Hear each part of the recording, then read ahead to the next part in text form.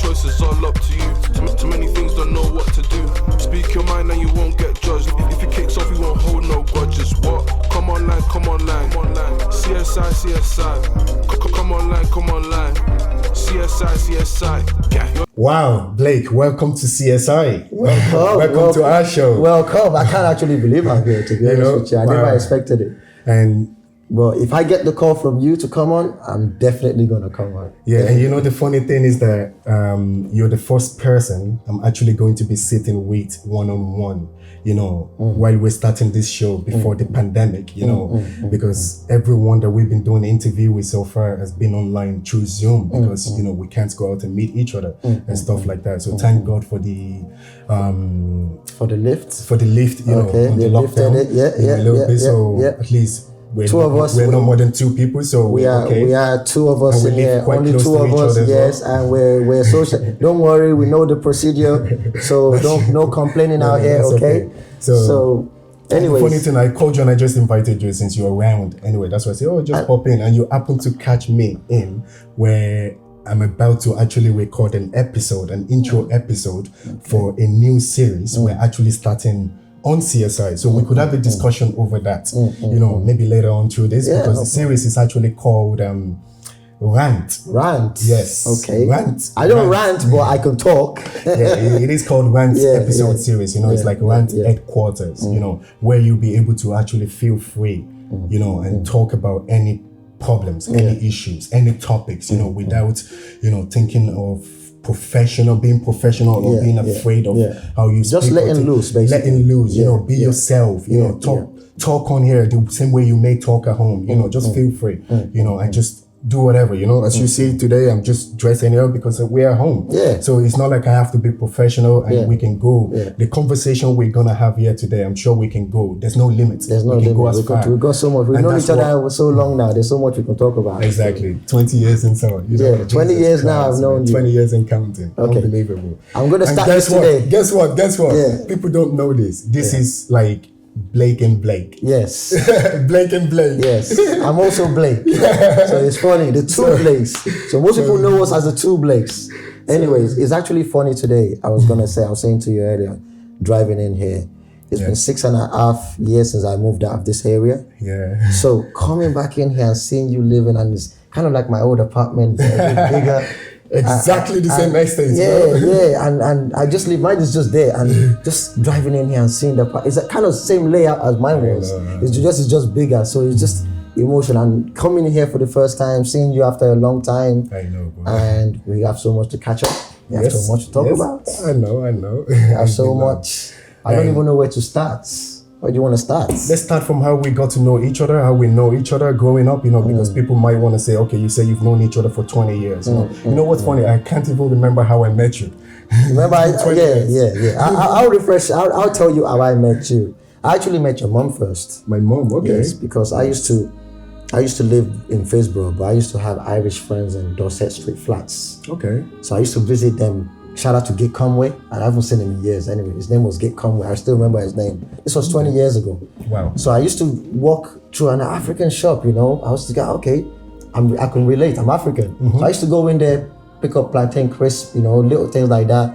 And I get to talking to your mom. And then she always told me I have sons. They're about your age, you know, and always telling me their names. I'm like, okay, maybe one day I'll see them. Unfortunately, I never got to see you guys. Okay. Until the day the fight happened. Remember that fight? What fight? The fight on Dorset Streets in the shop, your mom's shop. Like the day you got arrested. My foster. Oh my God! Yes. You must be kidding me. Yes, I was actually there that day, but I was 16, man. Yeah. 15 or 16. I was actually there that day. So I was just actually there that day.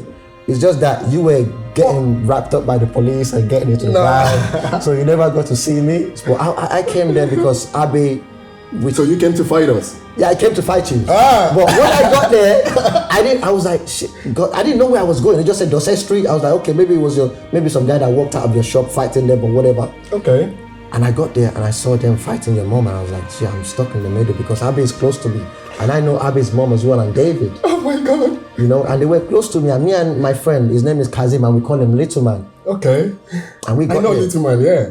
And we got there, we're like, what are we gonna do? And you got arrested and your brothers and then your uncles came and the fight started and me and him was, couldn't do nothing about it. Then later on I saw Yemi, but Yemi knew me from before then. Yemi knew I'm not gonna get involved in any fights or anything like that. Your mom knew I didn't get involved. So thank God I didn't take sides. God. Because if I took sides, it's either I'm enemies never with even you. told me this story. It's either I'm enemies with you, I'm enemies with David and them, and I don't want to be. So you never got involved? I never got involved. Oh my God, that was the worst day of my life. When I was 16, even police never believed I was 16. I got locked up for like 24 hours. Really?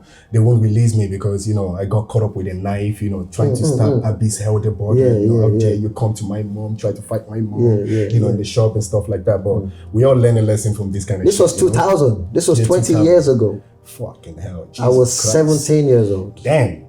Well, we've all learned from it. So a little advice I can say to people now, from what I realized or what I learned from back then was that it was an elderly ladies, the two elder women, our parents, that were having an issue over money and over stuff like that. Why did we have to get involved? And the only reason why we got involved is because we all got lured into it. My mom, told us that, this is happening or this is coming, that, you're gonna have to stand up and, get ready. It could have been worse. Imagine you stabbing him by accident. Yeah, and our mom telling Abby and Co, and well, come here with me, we're gonna have to go fight here and do this and that, and then, I don't think, our youths or teenagers and stuff like that should be getting involved in issues, Exactly. parenting issues. Exactly. I don't think it was our problem. Especially at that such a young age, when if you do something harmful, it can make you have a criminal record. And that can really, because I actually did stab.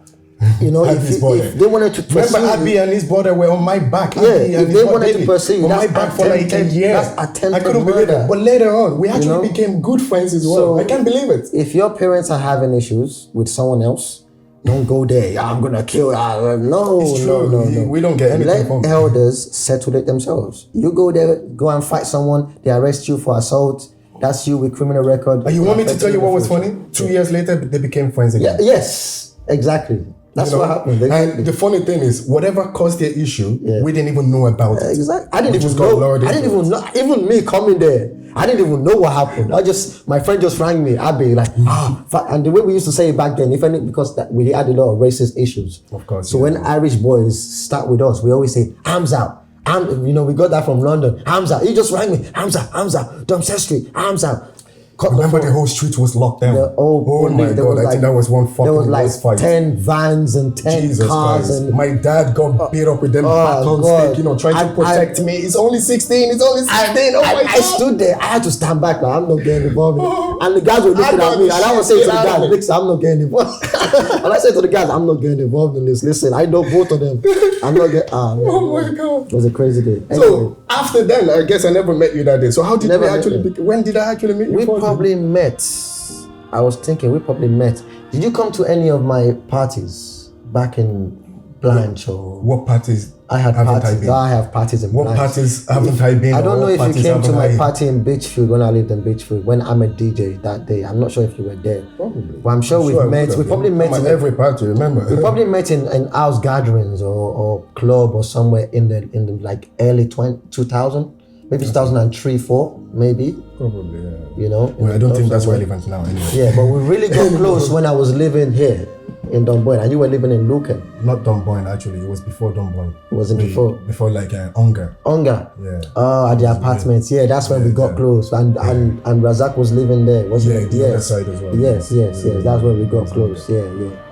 So we come a long way, and it's quite funny how I'm sitting there today because I never so many things we've seen around Dublin. So many things around Dublin. So many things we've experienced. We can talk about relationships, we can talk about friendships, we can talk about this is Rant. We're here to rant today, so we can go on and talk about any topic. But the funny thing is that I'm glad that you and I are here today, and we're able to share stories. We're able to talk about issues or experiences because we can we can influence all the other people that are coming after us. Yes. You know, we've been living here. Like I'm here 22 years now. You're here about 22 years as well. Yeah. You know, so we're Irish ourselves. You know, in a way. Absolutely. We've seen all the. I have Irish children. Bars, So. you know, if we want to talk about racism experiences and stuff like that, that's for another day. Anyway, you know, but yeah, I'm not gonna go into that racism thing because I really went through racism in Ireland, and if I'm gonna talk about it, I'll be here all day. But it's just I'm not sure if there's improvements or people are just have a better way of hiding it nowadays. But I'm sure there's improvements because back in my days it was so blatant. They will come up to your face and say the N-word, but nowadays I don't really say it much. Nah, stop that. Let me tell you now, my experience is different. We all have different experiences anyway, but I will tell you, racism is still much. It is, but it's actually got worse in Ireland. You're thinking that maybe it's got down because you don't see much of it. I'll tell you why you don't see much of it. Oh my God, Jesus Christ. Think of this. You know, back in the day, 2099, 2001, 2002, we didn't have much of this. It's true. We didn't have much of camera phones and stuff like that. And I love it back then. You know, I love the true Irish when I first came to this country because they were direct. Yeah, they were. I love the true white Irish. They come up to my face and say, N-word. You know, I remember. You know, there's one word I can never forget in my life. When I was on the bus 77 from City Center going to Tala. I've taken that bus. You know, oh my God, you know how many fights we've got on the bus. Back in the day, you know, Jesus Christ. A guy said to me, "Where are you from?" I said, he tried to actually be nice at first, you know, and I said, "Oh yeah, I'm from Nigeria and stuff." What the fuck you doing here? Go back to Niggerland. And that's how the fight started. I was like, what the fuck? Because I was like, can you please show us on the map somewhere where Niggerland is? You know, if I know where that is, you know, I'll probably go there. And then he just started getting smart, and then fights broke out. It was me, Abi, and Teslim. We were together on the bus then. You know, it's just crazy. I'm gonna try and be brief with mine because mine goes so deep because I came from London, where it was multicultural. I went to school with Asians, blacks, name it. I went to school with them, and I've never heard the N-word. I went to school in London for 4 years. I never heard anyone say, and we used to actually go to white people and say, "White boy, come here," and you know, what's black boy? Yeah, it's because. And then I came here, and my first week I was walking down the corner and some guy says N-word. I was like, what? Like, am I in a movie? You know what I mean? I was like, is this a movie? Am I coming to America or whatever? And like, I had to face him. I was like, what do you mean? Because go back to. I was like, man, and we started to fight then. And I remember it's something they're not used to. And I remember some arrogant. Some people are arrogant in knowing how to handle this kind of situation. But you see in England, like you said, you grew up in London and stuff like that. Even the white boys in London, they're so used to this. They're so used to it. I'm sure their black friends, they're used to calling their black because friends of the nigger. culture. And because we all listen to the same music. We all have the same culture.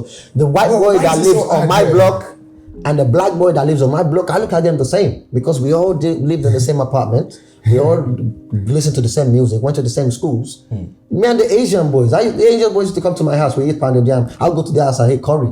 That's the way we used to do it back in the days. So when I came here, and this what happens outside Quirky's. I can remember this so clearly. Jesus, oh my God. Because I walked past Quirky's, I saw these two girls outside Quirky's. And I was talking to the two girls, and the guy just walked past. N-word. So anyway, I'm not gonna get deep to it. Anyway, I don't know. Another day, like I said. I'm not gonna say if it's improved because it's just people hiding it well. I'm just telling you now, plainly blind. You know, people are hiding this very, very well. Yes. Simply because everyone is afraid of being recorded on a mobile phone. There are cameras everywhere. You know, if you do anything you wrong, you will lose your job. You know, being on the paper. More eyes are on it. More eyes are on it now. So people are more cautious. So I'll tell you where racism now exists, or where they put this now, is that it affects you in your job place. So if you're black in a professional environment, or it doesn't even matter in the workplace, it'll be really, really hard for you to grow. Trust me. It happens. I always leave that benefit of the doubt because I know there's some I'm not going to say white people. I don't want to make it racial. I'm going to say there are some people, Irish people out there that are actually genuine. Oh, so I'm gonna give them that benefit of the doubt and say it happens, yes. And trust me, same thing could happen to you in Nigeria. You understand? Yes. You can go for a job and the guy will look at you and say, "No, you're from Ibadan. You're not from, Ogbomoso." You know what I mean? Of course. I'm not giving you the job. Yeah, but the only way, to kind of like look into this is someone that has the experience. To share information. It's happened to me too. Like it happened to me so many times too. And because I'm so outspoken, they hated me more, and they used to think I was so brave, and it's you think you're all that. No, I'm just trying to be real. because I hate lies. No one's like confrontation. I hate hiding. That is just confrontation. I can't hide to save my life. You know, I am so honest. If I don't know something, I tell you I don't know it. I could ask you 50 times. I'd rather ask you 50 times than make a mistake. Of course. If you think I'm annoying you, I'm sorry. But I'll get it. At least I'm doing it right. Of course. So even in my workplace, I ask questions. And they'll go, I'm like, listen, when you first came here, you ask questions too. Of course. You know, everybody asks questions. There's very nice people in my workplace too, to be honest with you. Yeah. I have a lot of nice people I get on with my workplace. So we leave racism for another day because we'll be here all day. I have stories upon stories. That's true. I went to school, all the school fights from racism. I went to different schools here. So I could talk about racism all day. So we think about something else. So yeah, even just to make that clear. Anyway, like we're not even saying here now that Ireland is racist. No, we're not saying. No, we're not saying anything like that. No, we're not saying Irish people are racist. Because they're very genuine. Very genuine. This is common society issues. We have to talk about issues or any topic at all. You know, so many amazing Irish people can get triggered alert or something like that. That topic like this. So many amazing Irish people. So many. Trust me. Oh my God. Even the traveler community, amazing people. I'm telling you. Trust me. So we live that way. So what's been going on recently? In what way? So many things to talk about. Talk about relationships first, because women is a very, very touchy subject. I don't want to go into that. Women and relationships are very touchy subject. I don't know how we get into it, but I really, really don't want to go into COVID. I don't really want to talk about COVID because everyone's talking about Stop COVID. That. Don't even bring COVID on this channel. We don't want that at all. I have an idea what we can talk about. Okay. And since you're here anyway to talk about rant and stuff like that, I think in a little way, people need to understand our background and that's how we try to move forward from this, because I believe our background and our experience over the last 20 to 22 years in Ireland, this is one of the reasons why we set up this channel. It's not only about rant or just chatting about rant. We're talking about these experiences because we want to share them in a way for people coming after us, our youth or other people to learn from these experiences. Like I said earlier, I'm glad that both of us are here today and we're doing very, very well. Very well, yeah. We're happy people. Yeah. We could have gone sideways in life. Yeah. And I know one thing, I could have been a drug dealer, I could have been a fraudster, or I could have been this, or just done something bad in my life. And there's some people out there that still think like, okay, yeah, it looks, look at this face, it looks like a drug dealer, it looks like a fraudster or something like that. Yeah. And the funny thing is that I've never ever done either in my life. And just this crazy guy that used to party a lot and I'm just, in that lifestyle, just out there. And you've always worked hard though. Yeah. Oh my God. Remember when you used to sleep come and sleep in my apartment when you're going to work so early in the morning? Oh Jesus. I remember that.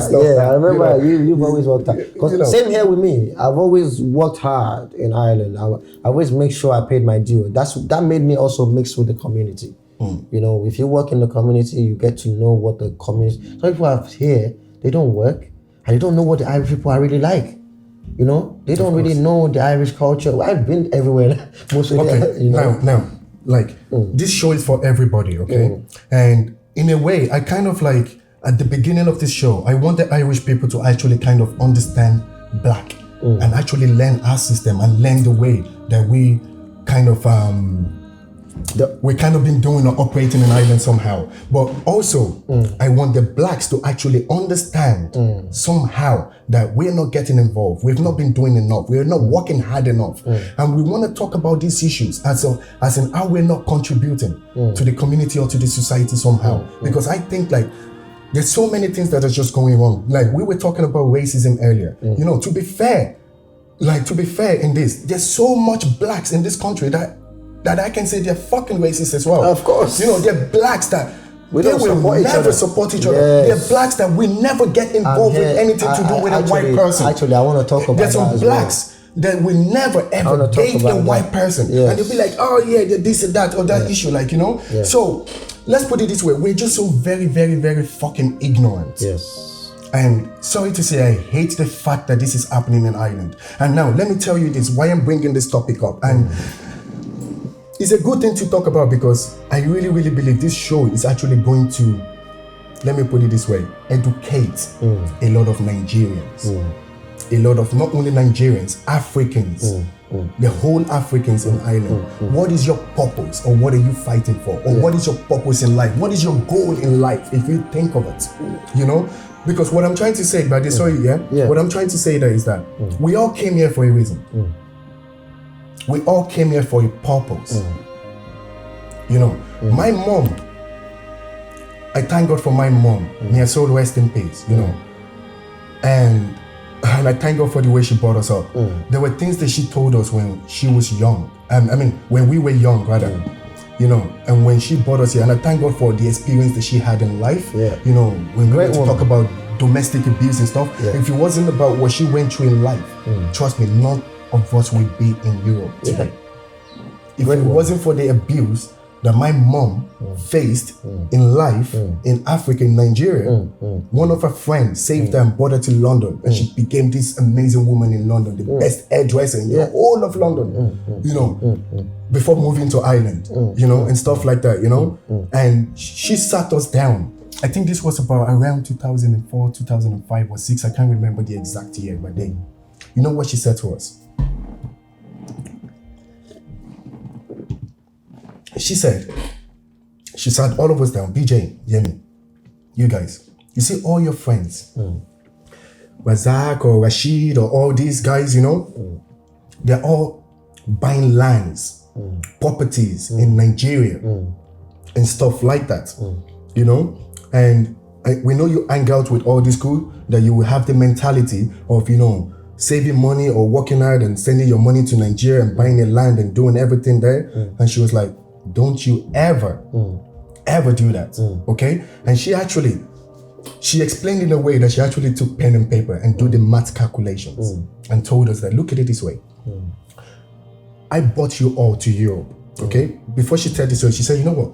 My mom was saying, my mom and her mother have always been saying, it go better tomorrow. You know, Nigeria, it will be better tomorrow. It will be better tomorrow. It will be better tomorrow. That African mentality, it will be better tomorrow. Yeah, by the time you know you're 60. Thank you very much. Can I just interrupt you for one second? Go on, please. About one thing you brought up earlier, about you want blacks to know about blacks, and you know whites to know about blacks. You know what I mean? Stuff like that you were saying. The only way is, I had my friend John, I took him to Nigeria 2 years ago. I've always told him about Nigeria I've known him nearly 18 years myself.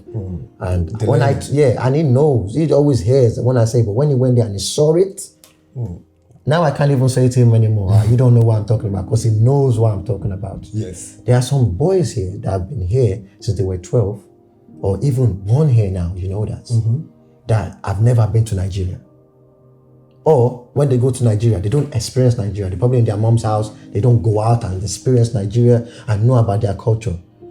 The only way you can do that is see it. So if you have an Irish friend, try and take him and show him. Of course. Don't go and show him only like Lekki and all the posh side. Take him to your village or wherever you come from, you know, and you know, show him your culture, show him how you know, you see video of me and John on the street of in course, the market. Popper. I know that you brought him to the Popper bush. Bring him to the Popper local as well, you know. To the Portion local, so he sees, you know, how people are struggling. You know, where you actually come from. It makes a lot of sense. So you understand now. And for the blacks that grew up here, and all these boys in town now, I heard, you know, I'm not gonna name areas, sorry, but from the areas that I heard are robbing people and doing bad stuff, these boys don't understand how lucky they are and the opportunities they have.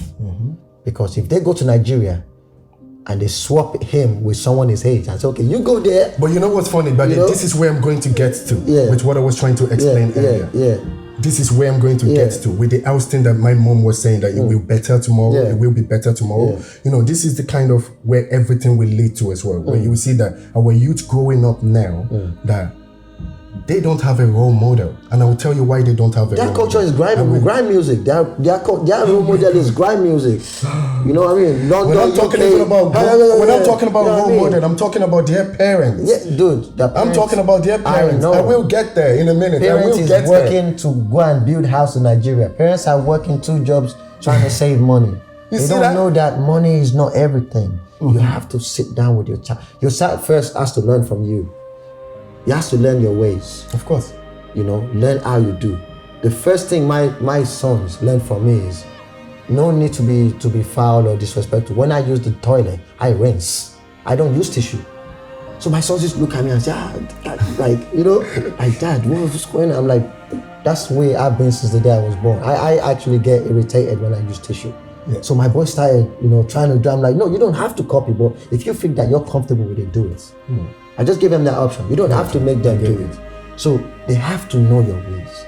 You working hard, 2 jobs, and not leaving them in the house. I'm not being there for them. I'm not being there. And leaving them. You wanna pause? Yeah. Come online, CSI. Come online, CSI. As I was saying earlier, you know, and the thing is that it's never been better for Nigerians in Nigeria. You know, so worse.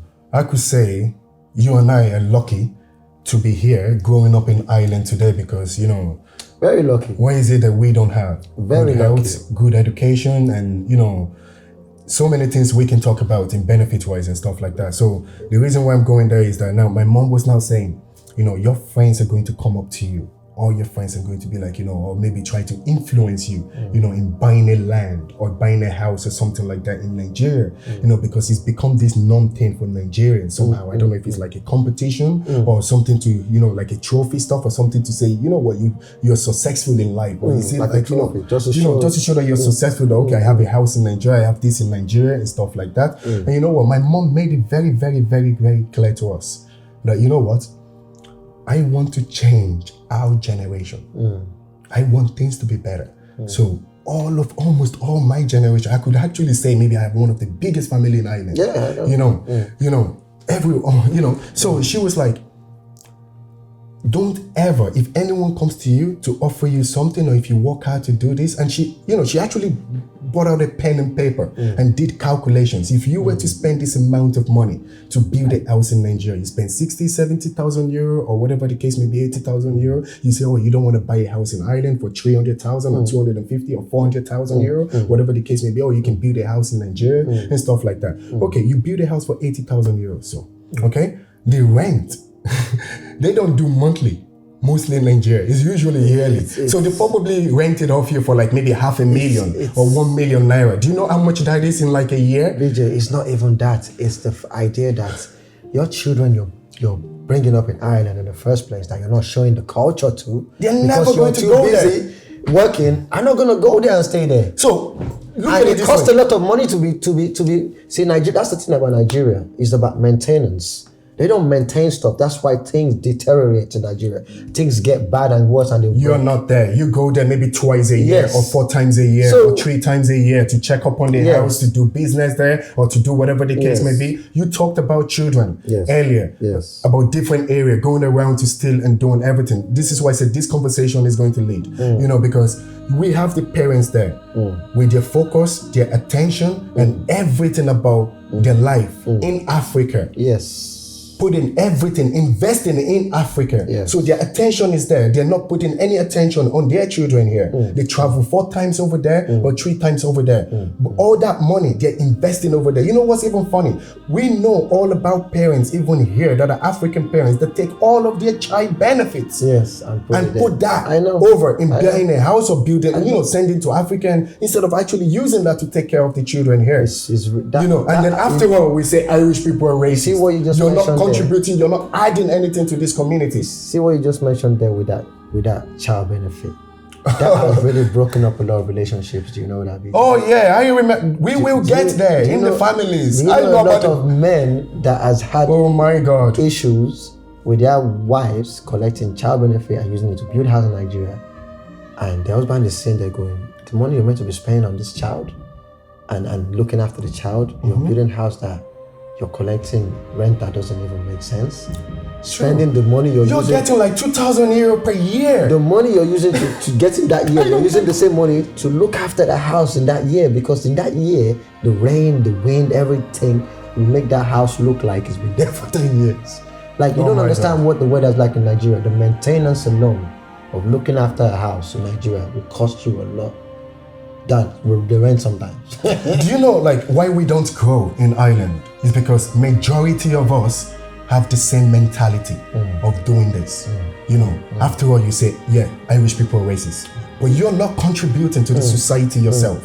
What are we doing? Look at the Chinese, look at the Indians.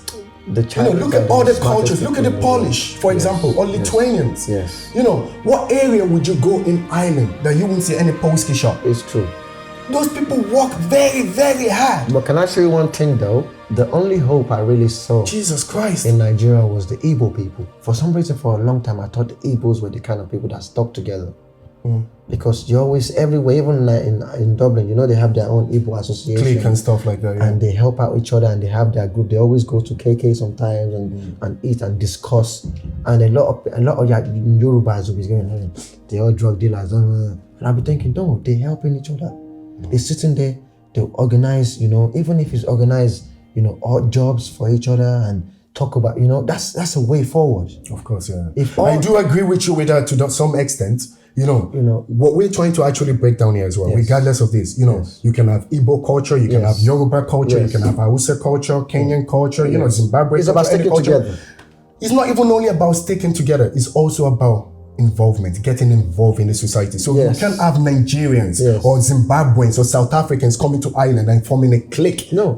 If you We look at want the Igbos, everyone to spread. No, the Igbos actually do it Irish way. They invite the Irish. If you look Okay, now you're talking. You didn't say that before, so that's what I was thinking. Like, you know, when you forming a clique. No, you know. they invited, I think, even one of the mayors of Dublin or something. He came. Now to the you're event. talking. They all wore their Igbo costume. He was I'm there very proud. taking I've never pictures. seen anything I'll like show that. you pictures of that. They had their Irish people there taking pictures with the Irish media came. It was That's very amazing. touching. That's because amazing. I don't know if my tribe has that, and I would love to see more. Because I bet you the Chinese will have that, because the Chinese will have their own. Chinese always have their own thing. Although they call it what do they always call it? Chinese. There's always Chinese. There was one in Parnell Street back in the days. Okay. And there was a big fight that happened. Did you hear about that? And it was in the news. Like Chinese festival or something? No, it's a Chinese club, like Chinese working man's club. No idea. And all the big Chinese used to go in there. This was Well, let's not discuss what anyway, we don't know. I have no idea what you're talking and about. I know about it. It was actually in the news back in the days. But they have their own little things. So what I'm trying to bring that up, this is, we need to stick together. We need to have everybody needs to talk to each other and help each other. Like there's a lot of people here that don't. We all need to work as one. If one of my tribes have a job somewhere, he would not say, listen, they're looking for people in my workplace. Do you want to drop a CV? You know, things like that. You know? Yeah. Help out each other. Look how your someone that is your friend or from your culture, even if it's not, how he can better himself.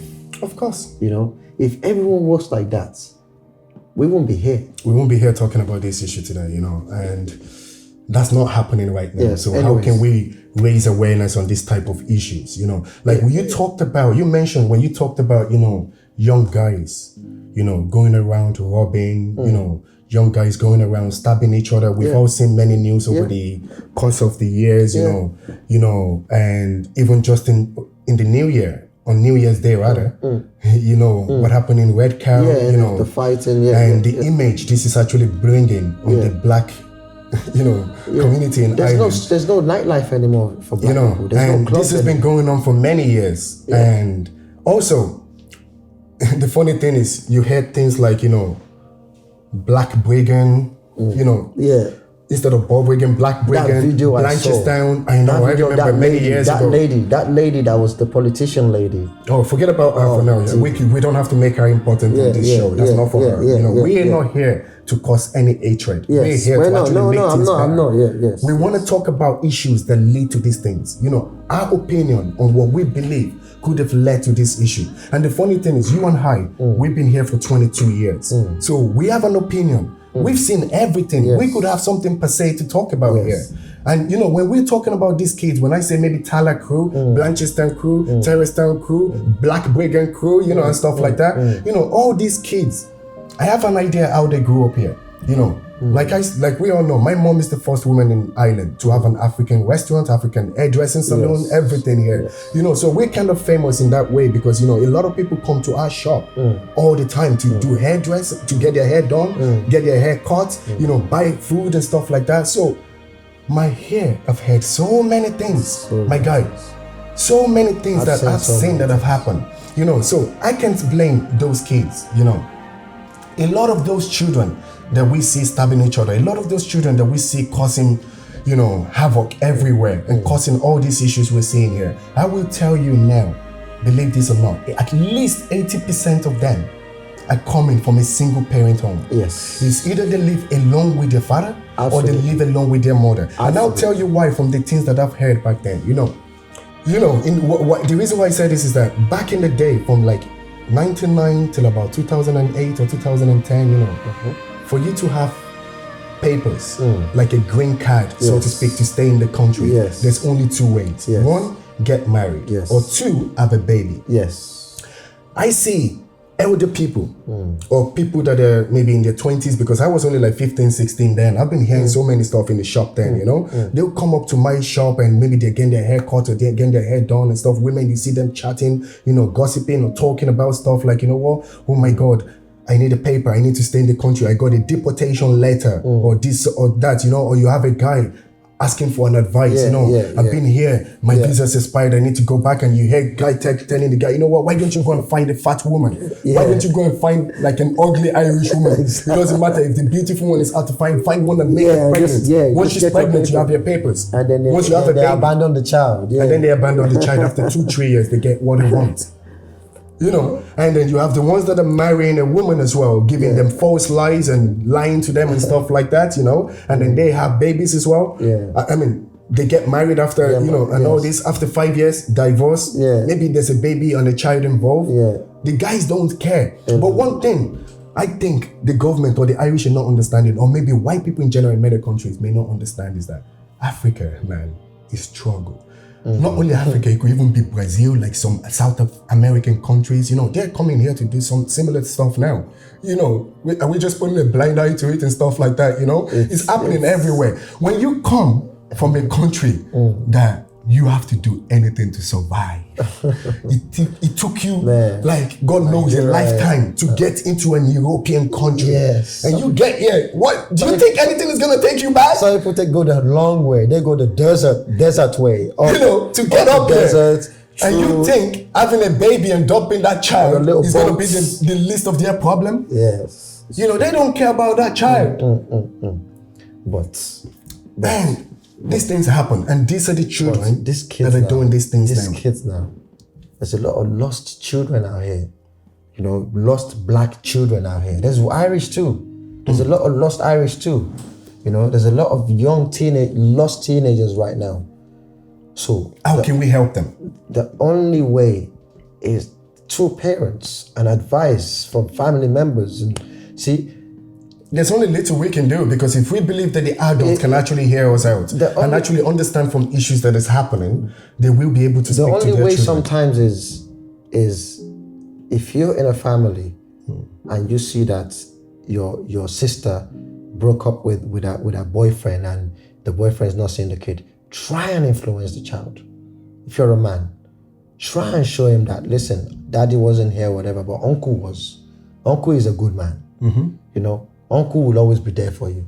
Not all men are like this. So it's about you, somebody in the family has to stand up. Even because an outsider, it will be hard for an outsider to come into this, So if you know people, even if it's a family member, if it's a friend, and I know a lot, it's hard for a lot of people because they don't like to get involved, but in other people's children. But even if it's a conversation with a child, a boy or a girl, and that you see that lacks a bit of a father figure, an advice you can give them, because any little thing can help. Trust me.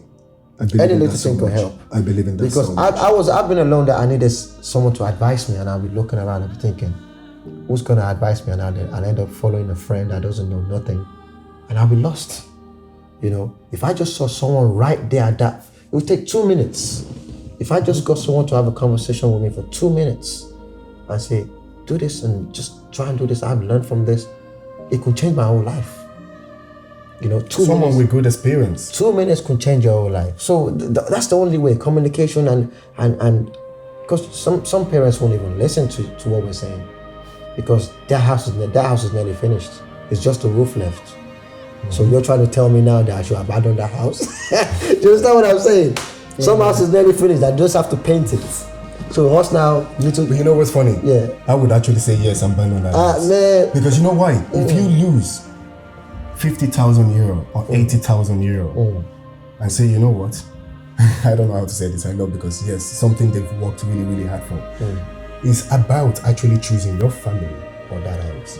Because what has gone wrong is our culture, one, and the mentality of coming to Europe and having something back home. This is why I said to you earlier, what is your goal of coming to Europe? Do you want, and the main thing we all understand is one, to be successful, come to Europe, make it and die back home. Make it in Europe and die back home. And that never really happens. You die anywhere the fuck you Exactly. You don't know where you're gonna die, so where you're gonna choose where you're going to die. So how can we weigh this out? Weigh this up. Think of it, what we're saying. A lot of people have done it. It's the norm thing. It's the norm thing. Everyone have built houses and done that. Those that have done it. Yes. I'm not talking about rich people. I'm talking about average people and people below average. What I'm gonna say is, have they been successful? If luckily a 17-year-old has lost, or a 16-year-old has lost, is listening to this, I think the best focus you can focus is in education and improving yourself. 100%. Because through education, just pick something. You can be a carpenter, you can be a bricklayer, you can be a painter, anything. Focus on it and just make sure you better yourself. And when we talk about education sometimes, I wouldn't necessarily say it has to be. That's what I'm saying. School, that's what I'm saying. It could be carpenter. That's why I said it could be you can be a carpenter, you can be a photographer. There's so many ways we all learn online. Anything. Online, And focus on it, because the main idea in life now, I'm telling you, is in your 40s, you're looking at 50,000 upwards a year. Because if you're in your 40s or 50s and you're earning anything less than 50k a year, you'll be struggling a bit. Of course. Because don't forget, you'll have children, your children will be having grandkids, and you'll be trying to look at, God forbid you even have bad health. You know what I mean? So if you're 16 or 17, I'm talking from experience, pick a subject that you know you can be successful at. And it can take you 10 years later when you're like 28, 30. You start seeing the benefits of it. Like, geez, I've been doing this for 10 years. Okay, I'm perfect at this now. Okay, people are beginning to see. That's how people make it. Of course. You start early. That's what I never had. If I pick, I could even remember when my mom told me in Nigeria to go and learn mechanics. And people were telling her, mechanic, the way they look down at it in Nigeria. Mechanic, it's for dirty people. Imagine me learning mechanics. Imagine me coming here when I came without here, experience. And when I'm 19, open my own shop. Imagine where I'll be now. That's very true. Very true. But sometimes So it's all about focusing on something at that young age. Don't focus about partying. Don't focus about. See, all that will come when you're successful. We've all been there, done that. Yes. What did I do and what did you do growing up here? That all will come when you're 29. When I tell you 10 years later, when you're being successful and everything's working out, you're making your money and everything's free. Trust me, all that will fall on your lap. But what we're even talking about here, I think is going to be difficult to pass on our message to the youth of today, because the whole idea for youth now is you turn 16, 17, 18, and the next thing is all about the party lifestyle. And followers. And followers. Party lifestyle and followers, ladies with the makeup and doing all this, and guys and fashionistic and stuff like that, Now, how can we change the idea from what you're explaining now, that the party should come at a later stage where you should be achieving and chasing your goal at the early stage of your life? You can maybe starting from 20, you have 10 years, you set a target for yourself. You know what, by the age of 30, that's what I'm trying to do. You want to be like this. Even me, that's what I'm trying to do, because my kids are getting older. So I have to start doing things and showing them, okay, you can always do this, and if it's something you want to pick, you can always pick it and study it and be good at it and have it as even if it's like a carpenter, you say, okay, I'm a professional carpenter. You start your own little carpentry business, and that's your profession. Every Rome wasn't built in a day. You might not see profit in the first 2 years. You might not, but one day, I'm telling you, down the line, you can have one of the biggest cabbage shop in your area. And from meeting people and doing a good job for them, you build rapport. People will always come back to you and tell people about you, you know? So that's just the way it is. It's about just don't focus about you know, grime and what's going on YouTube and you know, the funny thing is that we are not influencers ourselves. I'm not. But yeah, we're not. Like, but the thing is that I'm not successful myself. Yeah. Exactly, yeah. But how is it going to be for us to be able to, you know, kind of like inspire our youth that this is actually not the way? Simply because you know, we've been there, done that. Because what we're talking about now, trying to say to the youth, like, put the party at a later stage in your life and actually chase your career and goal from the age of 18, 19, 20, you know, going up and say, maybe you're setting yourself a target, saying, you know what, from 10 years target, for example, from the age of 20 to 30, you want to be successful in life. And then, you know, you've made it in life, you have everything you want, you know, settle down and stuff like that. And all this, you know, why it is good for us, I believe, for us to talk about this now is that we're not someone that have actually done this ourselves. Yes. We've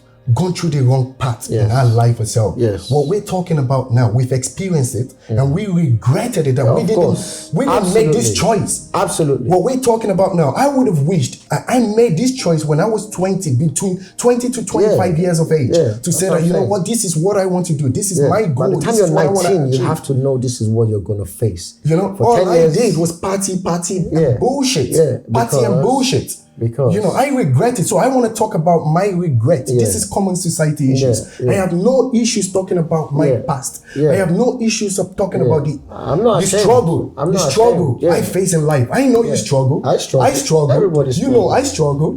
I'm still struggling. But the thing is that, you know, we have this social instinct that we can't talk about these issues because of what people might think.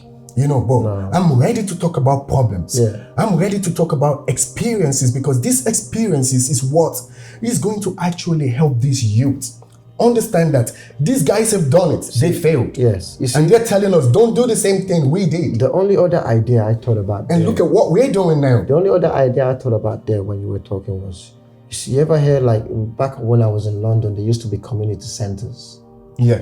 Where youth can go and they do youth projects and you can talk about their problems, and it's not like now when they have those houses for stabs. You know, when the way they stab each other. I think what they call it. I forgot. It's just one of the houses you can. I'm not sure. Someone can share with us anyway. Yeah. So I don't know if Highland is broad enough. I don't know if we have enough people, black people enough in each community, for each community to have like a community center, where boys that, you know, that are lost, that feel like they've been pressured to join a gang. Or there have been pressures that, you know, to go do wrong things and they just need somewhere to go and somewhere to talk to.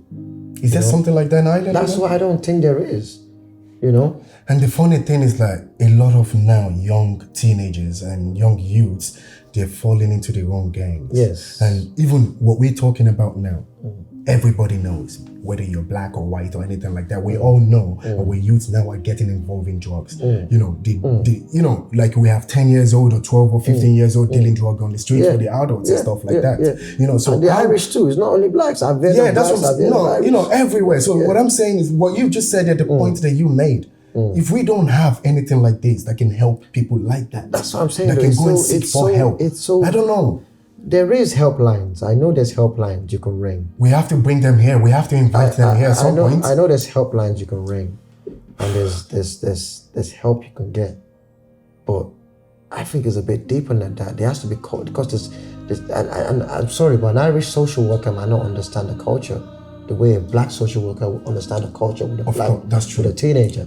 That's another angle I think we should be looking at it. You know, I know I had social workers, you know, so I knew they couldn't relate to, you know, what I liked and what I wanted. So, because there was a lot of black youth social workers in England, and I know they help a lot of black youths, but I don't know if there's a community center in Tilburystown or Blanchardstown or Finland. There is community center in every community, you know, there are. You know, but the thing is that I actually don't understand their role. I don't know if the government invest in all those stuff, but that can be a way anyway. Well, we're discussing this now. Like, anyway, that can be a way anyway, because it's all about being there for this youth and trying to talk to them and trying to motivate them and showing them that there's other ways. Because the way Ireland is going, I'm just afraid it's going to turn out to be London, and all this stabbing will be happening. And I'll start getting worried, you know. I'll start getting worried about going outside, you know, because everyone's... So it's just before we that... have to try and prevent this. You know, this is why we're doing this show. We want everyone to understand issues that is going on in our society. It takes a lot. It takes a lot. People can learn from this. People can change their mind. We can all unite somehow, because, you know, I love this country. I want black people to improve. I want white people to improve in getting to know each other. I want us all to connect. I want us all to unite as one. Yeah. You know, if we bleed, we all bleed red blood. We're all Irish all now. human. So, you know, we're going nowhere. You have Irish children, I have Irish children. They're all going to grow up here. See, how are we going to be a role model to our children as well, growing up? This is not only about blacks. Like, there are a lot of Irish issues out there too. 100%. That has to be faced. A lot of Irish boys are going through a lot too. Even 100%. Irish women. No, this is an Irish show. It's not a black show or anything. I just mentioned this at the beginning, like, you know, that, you know, we might be both black talking about this, but it will be a way that Irish people will understand. I see myself. We all learn from them as well. I see myself, to be honest with you, I'm half Nigerian, I'm half Irish. Same here. Half and half. We're dual nationality. And you know what's funny? I see myself as Irish. Best of both worlds. Yeah, I'm actually more. We got best of both worlds. Yes, to be honest with you, I've spent more time in Ireland than I've spent anywhere in the world. So I'm Irish. I've lived with the Irish. I've eaten with the Irish. I came here when I was 13. Came here when I was 16. And we're here 22 years, more than 22 years. So what? We've lived here more than we've ever lived in any part of Ireland. My children are living in the Irish society, and we're both proud of being an Irish guy. So I'm gonna try and tell you a brief what I'm trying to do anyway with my kids, because my kids are 14 and we have 2 minutes before break. Yes, so I'll try and be brief because my kids are 14 years old and this is going to affect them, you know. And I'm at this stage now. For the past 10 years is about letting them know my culture and letting them know their daddy's ways, what their daddy likes, what their dad don't like. You know, this is what I do in the morning. You get up, you shower. Oh no, this showering at night. You know what I mean? You get up in the morning, you shower, you lay your bed, you do whatever you have to do, you clean up, you know, you eat your food, you know. They used to call me African dad because I told them, listen, this is the way I do my thing, because the man is very, especially in a girl's life. I have boys, and I think I'm very important in their life, but especially girls. If you have a daughter, I'll tell you, a boy or a girl, regardless of what child it is, a father is very important in their life. I understand. Trust me. Because if I was to tell you the effect of fatherless children, I understand. We'll be here until another day. Believe me, I'm not trying to be, but women are more emotional. You know, women are more, you know, a guy can still think, oh, I'm a man, I'll soak it up, man. So my daddy left me, so, do you understand? But girl would always be curious, like my daddy. You know don't get it wrong. Yes, a lot of men that are doing this, that you're saying, sucking it up and all that, trust me, they're suffering inside. I understand. We're made to believe that. Let me tell you one thing, men don't cry. Yeah, it's true. We hide our emotions, we hide our feelings. It's true. And women are very prone to actually showing everything. I will tell you one thing. A woman, for example, I'm sorry to say now, this is kind of like a touchy subject now, so we have to close this chapter now because, you know,